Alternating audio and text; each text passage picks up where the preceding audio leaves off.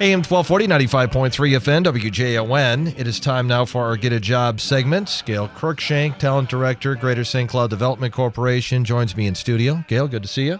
Good morning. All right, so today, Gail, we're going to talk about young leadership development. Yes, we are. And there's lots of, how do you do that? Are leaders born or can they be developed?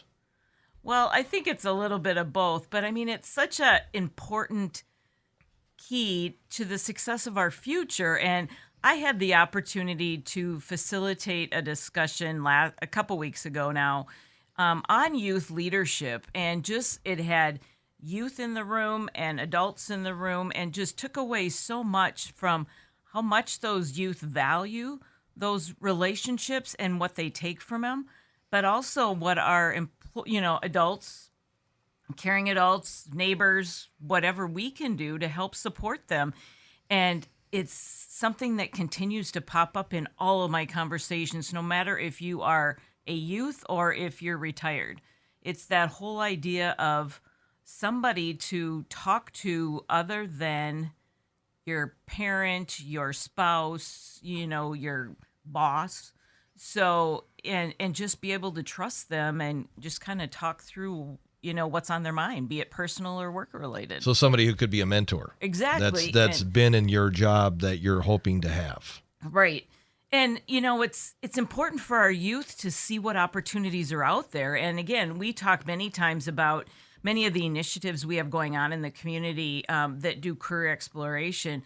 Well, this is just another opportunity for youth to be able to talk to people maybe in a field they're interested in, or maybe they just think they are and they want to learn more, or it might confirm that they're not interested in that field. Our employers are so eager to engage and help our youth make a decision that's right for them that I think there's opportunity that we can maybe, as GSDC and other strong community members, really try and coordinate that a little bit more to allow those opportunities to exist. So we've had conversations with groups like Big Brothers Big Sisters, your EPIC program, which is reaching out to high school students to try to give them a glimpse of what jobs might look like. How can these particular programs really benefit from leadership? Well, they really can, and these groups have grown with opportunities. The one, Big Brothers Big Sisters, Boys and Girls Club particularly, they are so instrumental in helping shape the confidence of our youth, as well as just provide them the experiences that maybe they wouldn't get otherwise. And just being able to, partner them, introduce them to people, give them, experiences in different careers. It helps them with those decisions of how can I ensure I'm finding the best career fit for my passions and my skill set, stuff we talk about all the time. And the interesting thing about mentorship, as I was doing a little research on it, is after the pandemic, there was a 30% increase in mentorship initiatives at organizations. And I think that's telling about, obviously our new world we live in, if it's remote, if it's hybrid, if it's in person, both the mentees and the mentors are realizing the importance of those relationships to keep your employees engaged, as well as, be that employer of choice when somebody's looking for a job. Right. So you want to make sure that they feel valued. Exactly. At their workplace. And having a mentor can help give them that value? It sure can, because it helps give them that conversation and confidence, not only about what they're doing today, but what they could be working towards.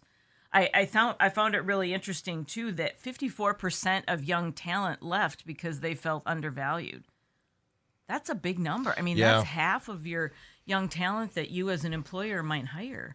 So as busy as bosses can be, you really got to reach out and make sure your employees are valued. How do you do that? How do you find time for that? Well, I think you can do it in a couple different ways. It can be the simple thing about walking around your organization every day, as you walk around, just greeting your people, looking like, and getting to know them as a person, just taking that little bit of time. And again, you don't have to hit every associate every day. Obviously, if you're a large organization, that's not feasible, but keeping that in the back of your mind, plus also using and leaning into your leaders within each of those areas, those supervisors, they should be doing the same thing. They're the ones that are the closest to that particular group of employees.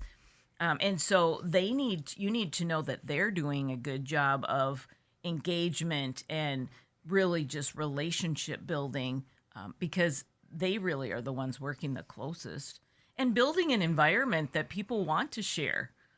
They want to be able to share what their goals are. They all have a career path. I mean, it's making that healthy environment. So again, it's not only the boss, it's not only the CEO, it's the entire organization, again, that's responsible for this. So for someone to become a good leader, you mentioned confidence, but I suppose experience has to be a part of that as well. And then an ability to reach out to employees. Sure. I mean, are there anything else that you need to have if you're going to be a successful leader? I mean, I think you have to be honest and you have to listen. I mean, I think we all get so caught up in, I want to do this for this person because it'll be great. Well, if we haven't taken the time to listen to that person, we might be assuming wrong. And I get caught in this a lot. And even, again, we heard at this panel that from our youth, it's like, involve us in decisions that impact us, and they might not know all the answers, but what's important to them? They want to be a part of those conversations so they are ensured it's meeting their goals, because why spend a bunch of money on a program for your employees that at the end of the day, they're not interested or it's not going to make them better? Is important to give responsibilities and kind of step up the responsibilities that these employees are getting, especially young people? Absolutely. I mean, they want to be engaged. They want to try new things. Again, they want to give back to the community. So thinking about, maybe you can't promote somebody always to a next level job every year or every 2 years, but what extra responsibilities can you give them? Are you cross-training them? Are you allowing them to go volunteer so many hours a month like many organizations do?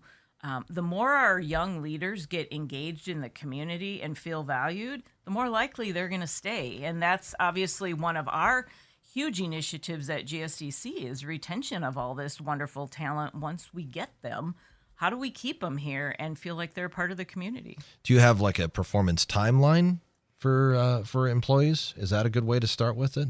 Well, I think it's critical that they have a path and they know what that path is, and they meet regularly with whomever within their organization is that assigned person. So, not knowing, if your future is undefined, that's when people start feeling unconnected and start to look elsewhere. Now, we've had discussions about younger people in the workforce kind of jumping from job to jobs, and millennials have been accused of doing that. Is that something that's still going? And if you're an employer, do you do something to stop that, or do you just accept it? I would say that, yes, there's that going because jobs outnumber people right now. So again, our job seekers still are, driving the ship, if you will. So if they're not happy or if they're not being challenged, given opportunities, yeah, they're going to look for something else. So again, it all goes back to you create that culture that people want to work for and give them those leadership opportunities, provide them some sort of mentorship opportunities, and that's more likely they're going to stay. But if they don't feel they're heard, it goes back to that stat earlier, they're going to look for a place that will, and they can. So we still have a lot of jobs in the St. Cloud area. I think last time we talked, you mentioned that maybe a little bit of we're not seeing as many job openings as there had been. Yeah, they have come down. We're right around 5,500 jobs in the 3-county area, which we were as high as 8,000, a stretch back. So it is quieting a little. I'm hearing employers are feeling like the candidate pool is improving. In fact, they're saying they're now more focused on retention of that talent than actually finding it. So that's actually, to me, that's a good step that they can get them. Now they just have to look within their organization to see how they can ensure they can keep them. There's still needs out there by far, but again, I think it's they're finding more connections, and I want to believe that all of the opportunities we're providing for career exploration for youth or for adults is helping those people find those jobs that fit their skill set. What sectors have the biggest need for jobs? Again, with us, it's all over the board. I mean, it is literally anything from an accountant to a machinist. So it goes the whole gamut. So we're actually blessed here that we have all industry need. So again, if you're coming here as a new employee and you have a trailing spouse or family, there's opportunities for everyone. You know, a couple of things that we had discussed, I think, in past shows is we've talked about how there seems to be a need in the trades for more people to get involved in that, and in manufacturing. Are they seeing improvements in the amount of people that are going into those fields? Yes, they are. And again, there's still lots of work to be done.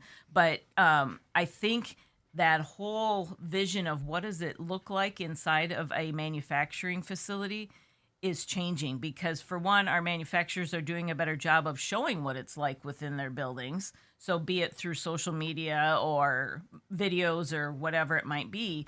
But also, I think a lot of job seekers, students and elsewhere, are hearing the kind of opportunities that there are available and the growth potential, and they're realizing it's not what they assumed. Again, people are doing, I think, a better job of really finding out what that job means before they say no or, yeah, that's a great opportunity. You know, they're doing their homework, and employers are doing a better job of promoting their businesses in an effective way that then people see what it's truly like within that organization. Gail, if people want to find out more about job openings, or if you're an employer, find about some tips that you have to try to retain employees, what do you suggest they do? Absolutely. If you are a job seeker right now, I strongly recommend going to our St. Cloud Shines website, which within that has our JobSpot website, which is talent portal that automatically highlights jobs within our 3-county region. So all jobs you don't have to relocate for at no cost to our employers. And then for our employers, if you're looking for resources, our GSDC website has a lot of them available for anything from recruitment to expansion of your business to, our innovation awards that are really a cool thing in the community. So, and that is greaterstcloud.com. Excellent. Gail, thank you. Thank you. Have a great week. You too. We'll see you in about a month. All right. That's Gail Cruikshank, Talent Director, Greater St. Cloud Development Corporation, joining us each month for our Get a Job segment.